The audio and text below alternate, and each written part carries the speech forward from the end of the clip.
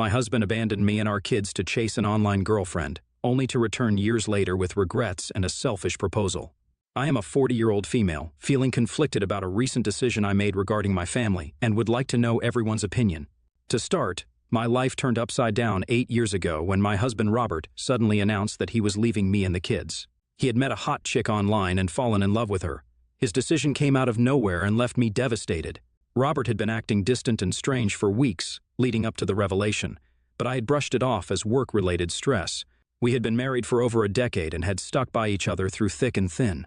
I had known him for half my life, and we had built a family together. The possibility of infidelity had never crossed my mind. One evening, Robert finally confessed that he had met someone. Those words broke my heart. He blurted out that the woman's name was Isabella, and she was the hottest woman he had ever seen. He had been talking to her for the past 3 months, and they had formed a connection that made him realize he was unhappy in our marriage. Every word he spoke cut through me like a knife, and I felt a mixture of anger and despair swirling in my stomach. He continued to reassure me that he still loved us, but he couldn't deny his feelings for Isabella. He insisted that he needed to meet her in person to see if it was going to go somewhere. I was overwhelmed by a whirlwind of emotions, unable to make sense of what was happening, and it felt like the walls of our home were closing in on me. My voice quivered as I asked him if he was leaving us and the children for this woman. He nodded slowly, saying that, although he didn't expect me to understand, he needed to do this for himself. He had given it a lot of thought, and he was going to go to meet her and start a new life. He told me that he was ready to support us financially as much as he could. But he needed to follow his heart and meet the love of his life. The world came crashing down around me. I just couldn't believe that my husband was leaving me and our kids for someone he had never met in person. My first instinct was to scream, to plead, to do anything to make him stay, but I looked at his face and I knew that he had already made his choice and there was no turning back. Robert moved out the following week, leaving me to explain to our children that their father wouldn't be coming back. Emily, at years old, had 1,000 questions, but I had no answers. Nathan, who was only 4 years old then, couldn't fully grasp the magnitude of the situation and clung to me as if he knew that something was terribly wrong. I felt numb and shattered during this time, and my children were the only thing that kept me from drowning in my sorrow. When I first told my family about Robert, they had the same reaction as me. They just couldn't understand why on earth my husband of so many years would do something like this. My parents wanted me to pursue this legally, but at that point in my life, I didn't have a lot to go on, and I still believed my husband would come back to us. Robert's parents looked utterly helpless and broken when they found out their son had left us. They called him multiple times, pleading with him to return to us, but he told them the same story. Eventually, days turned into weeks, and weeks into months. I was left to pick up the pieces, both for my sake and for the kids. Our family and friends rallied around us, offering support and a shoulder to lean on. I focused on finding a job so I could provide a stable environment for Emily and Nathan, but the pain of my husband's betrayal lingered. During this time, Robert's parents helped me a lot by offering help financially and babysitting the children if I ever needed a break. 8 years have since passed, and Robert's presence in our lives has dwindled to nothing more than a distant memory.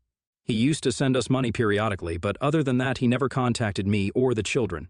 I have pretty much become a single mother over the years, working tirelessly to provide for my children and give them the love and attention they deserve. Although Emily occasionally remembered her father, she eventually stopped trying to contact him and learned not to bring him up. In contrast, Nathan's recollection was far hazier, so he never even mentioned him. They both have grown up to become remarkable individuals, despite the pain of losing their father. Recently, Robert's father passed away unexpectedly, and we all attended his funeral. Later, his family lawyer informed us that he wanted to talk to me regarding his will. The lawyer explained that Robert's father had left some money for his grandchildren. While it wasn't a substantial amount, it could help cover my kids' college expenses. I sat down with my children and shared the news that they wouldn't need to fret over college expenses anymore. Their faces lit up with joy, and witnessing their happiness was truly heartwarming. It felt like a weight had been lifted knowing that we had one less concern on our plate. After a long period of uncertainty, it finally felt like everything was coming together in our lives. Last week, I received a call from an unknown number. To my surprise, it was Robert on the other end of the line. There was a rush of conflicting emotions, and I was speechless to hear his voice after 8 years. He hesitated before telling me that he wanted to meet me urgently. I was confused, so I asked him to clarify. He admitted that he wanted to discuss an offer with me and kept pleading with me that he had to see me. I couldn't understand why he was calling me now, after so many years, when he didn't bother contacting me before. His repeated pleas were difficult to ignore, so I took a moment to gather my thoughts and finally agreed to meet with him alone, albeit cautiously. The Rendezvous was set, and we decided to meet at a cafe near my office. As I hung up the call, a whirlwind of questions and uncertainties filled my mind, leaving me anxious about meeting him. After 6 years, I decided not to tell my kids anything until after I met him, to see what was the offer he kept talking about. The days leading up to our scheduled meeting were a roller coaster of emotions. I couldn't help but replay the past in my mind, recalling the pain of Robert's sudden departure, the struggles of raising our children alone, and the years of trying to come to terms with his abandonment.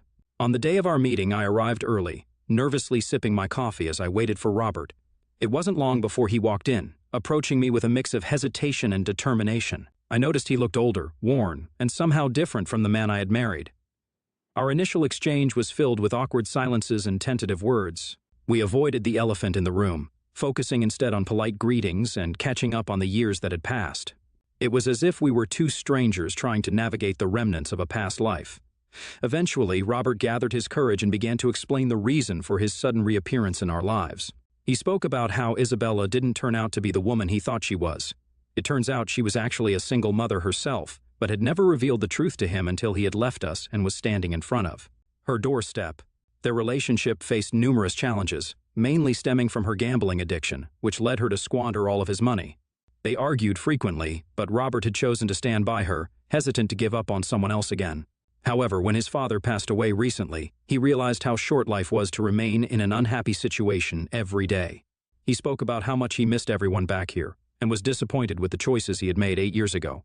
Robert continued, saying he had fought several times over the years of coming back to us, but didn't have the strength to face us.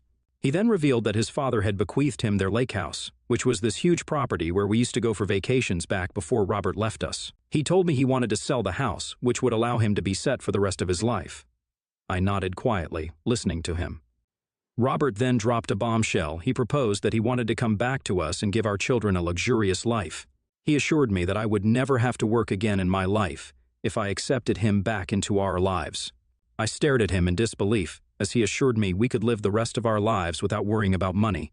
Basically, Robert wanted us to reconcile and give our family a second chance, using the inheritance to build a better life together. I weighed Robert's words carefully, understanding the potential benefits that the inheritance could bring to our family. However, it was impossible to forget all the years he had been absent, leaving me to fend for our children. As much as the idea of financial security appealed to me, I couldn't ignore the pain and anger that had built up over the years of his abandonment. So I firmly told him that while I appreciated the offer, I just couldn't forget the last 8 years. I told him that I had been raising the kids alone while juggling work, and while we may not have everything now, we did have a stable life.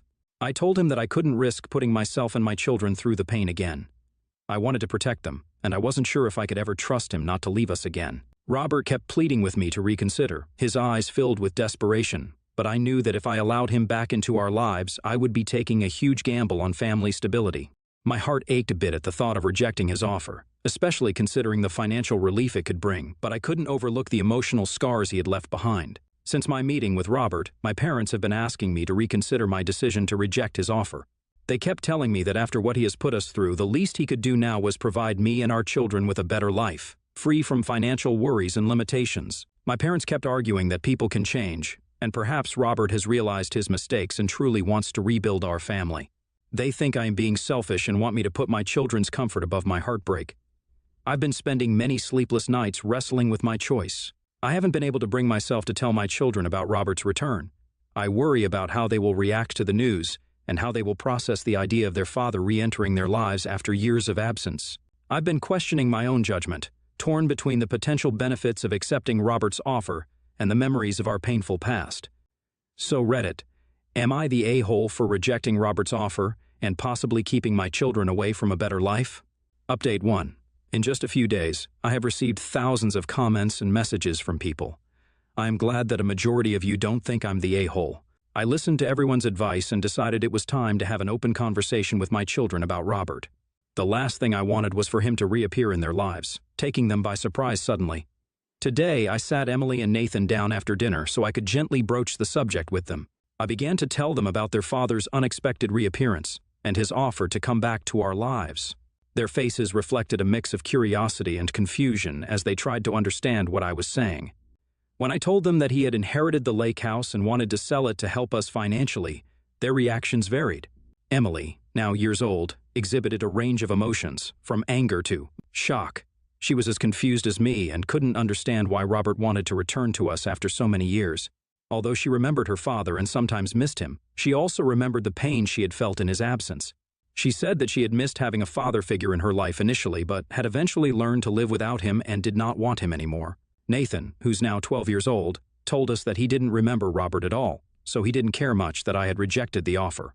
He struggled to grasp the full implications of this situation. I told them frankly that whatever they decided would happen, as I respected their opinions and emotions. Emily expressed that she had absolutely no desire to meet him, and Nathan agreed, saying that he was content with how things were. I realized that although the thought of potentially mending our family was enticing, the scars from the past ran deep, and my children's well-being was paramount in my mind. I knew I had made the right choice to walk away from Robert that day in the cafe. Following this, I plan on talking to my parents about the next course of action. Contrary to popular opinion, I never planned on staying married to Robert, but he left before we could go through with a divorce. I did not have the resources to go against him then, but I have since realized that there is no point in staying married to this man anymore. Update 2. Robert's relentless calls had become increasingly desperate over the past few weeks, and no matter how much I explained to him that I did not want him back, he kept calling. As a non-confrontational person, I felt cornered and emotionally drained by his constant attempts to reach me. I was worried that he might suddenly turn up at my workplace or visit the kids at school. Hence, I decided it was time to reach out to his mother. She was aware of his return and seemed like the only person who could help me understand his motivations and deal with his relentless pursuit. I met her to inform her of my decision to end things with him legally and to express my annoyance with his constant calls. It was during this conversation that his mother revealed the real reason behind his persistence. She explained that Robert's father had added a cleverly designed clause when bequeathing him the lake house. He could become the owner of the house if, and only if, he returned to our family. To solidify his claim over the house, I had to sign the papers as well. This revelation left me shocked and dismayed. I finally understood why he had been pursuing me for several weeks. The primary reason he was contacting me was not out of a genuine desire to reconcile or make amends with me, but rather to secure ownership of the house. The whole situation felt like a cruel manipulation of emotions, and I needed to consider my next steps carefully. After discovering Robert's true intentions, I realized it was time to act. I didn't want to stay in a relationship anymore, driven by manipulation and secrets. I have started looking for a lawyer as I write this, who can help me prepare for my divorce proceedings immediately. I have also talked with my parents, who regret telling me to reconsider his offer. They understand now that he hasn't changed over the years and are supportive of my decision to move forward with the divorce. They regret telling me to ever listen to him, and now know that it is the right thing to walk away from him. I have blocked Robert for now, so he can't disturb me anymore. I plan to see him directly when I serve him with divorce papers. Update 3. It's been 2 months since my last update, and I can finally give a happy update. As I had mentioned, I was going to serve Robert with a divorce paper, so I reached out to him under the pretext of meeting him. He immediately agreed. Emily and Nathan expressed a desire to meet their father one last time. They had many questions, and I felt it was essential for them to have some closure. Despite the pain of the past, we arranged for a meeting in a neutral place, a local park, where we had spent many happy family moments before Robert's departure. Emily's eyes were filled with a mixture of curiosity and skepticism as she looked at her father, while Nathan clung to my side awkwardly. I started by telling him that I knew by now his real motive behind contacting us after so long. Robert protested that it wasn't just the clause in his father's will that prompted him, but he genuinely wanted us to give him a second chance. I shook my head in disbelief, knowing that I could not trust another word out of this man's mouth. I told him that we were finished, and that the least he could do was give our children some closure by answering their questions. He nodded solemnly. Emily started by asking him if leaving us for another woman was worth it. Robert shamefully looked down as he answered that he was lost and had made a terrible mistake. Nathan, with a more straightforward approach, asked him if finding his happiness was more important than leaving his children with his wife.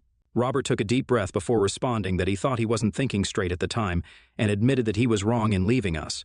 My children, perceptive and strong, weren't satisfied with just those answers. Robert tried to justify his affair, saying that it was his midlife crisis. As the conversation continued, Robert shared painful details of his life with Isabella, the struggles they faced, and the realization that he had been chasing an illusion. Emily and Nathan listened attentively, although I doubt they believed him. They asked him why he had never kept in touch and if he really regretted leaving us. I could feel the pain in my children's voices. Robert admitted that he had been overwhelmed by his own guilt and didn't know how to face the consequences of his actions. He reiterated that he wanted us to be whole again, and that he could provide us with a luxurious life now. As I looked into my children's eyes, I knew that the decision was clear. They did not believe him, just like me, and would not allow Robert to waltz back into our lives, offering money as a quick fix for the damage he had caused. It was a matter of principle, of standing up for the strength and resilience my children and I had shown over the past 8 years in his absence.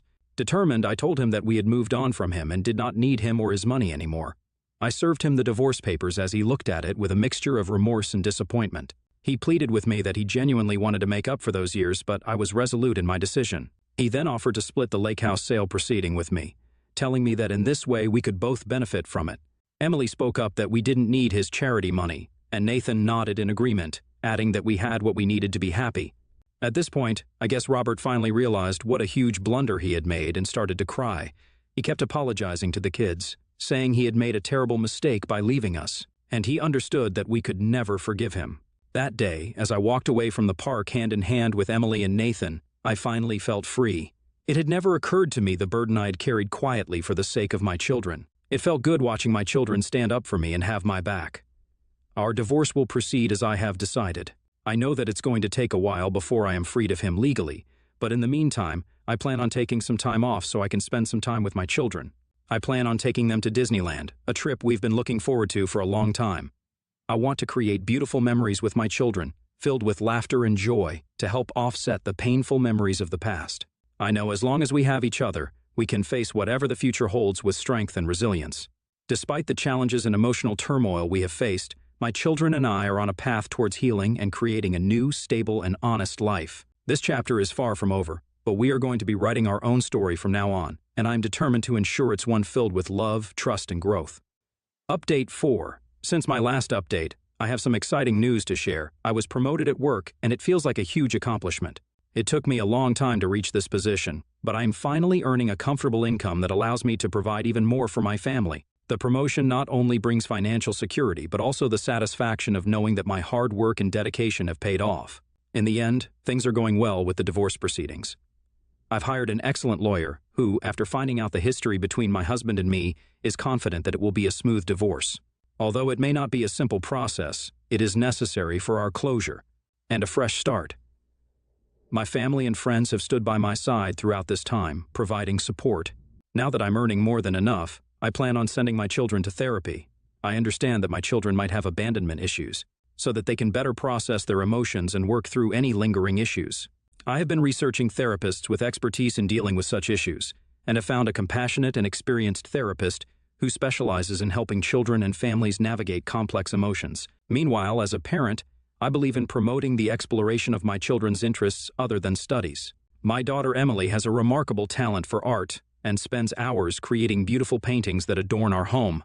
My son Nathan has always had a natural talent for soccer, and we spend our weekends attending his games and cheering him on. I am proud to see my children thriving in their lives. Regarding Robert, we have not been in contact, and I believe it is best to keep it that way. As many of you correctly assumed, his affair partner Isabella unexpectedly contacted me one day. The message was not an apology as one might expect, being that she was the other woman, but rather anger and resentment towards me for allegedly taking Robert away from her. She blamed me for their relationship falling apart and accused me of being the reason for his departure. In her messages, Isabella lashed out, calling me names and making hurtful accusations. She questioned my motives and claimed I had manipulated Robert into returning to our family. The messages were aggressive and unsettling, and I couldn't help but feel overwhelmed by the intensity of her anger. I couldn't believe that this woman had the audacity to be angry at me when she was the reason behind my family breaking up 8 years ago. I responded to her, stating that I had no desire to be with Robert and that I was in the process of getting a divorce. I reminded her of the pain and confusion that my family had gone through when Robert left us for her and told her that she had no right to contact me. I stressed how our lives had been turned upside down all those years ago, and how my children had suffered as a result. I made it clear that I never wanted him back, and if she needed to blame someone, then she should blame herself and her gambling addiction. I blocked her after I sent her the message, and hopefully, she won't try to contact me further. I don't want her to mess up the peaceful life my children and I have built. As for Robert's mother, I do talk to her sometimes, as she has always been kind to me. She has expressed her regrets about how things have turned out and wants me to do whatever it takes to be happy. Interestingly, his mother also revealed that, due to my decision not to reconcile with Robert, the lake house would not be going to him, as his father had intended.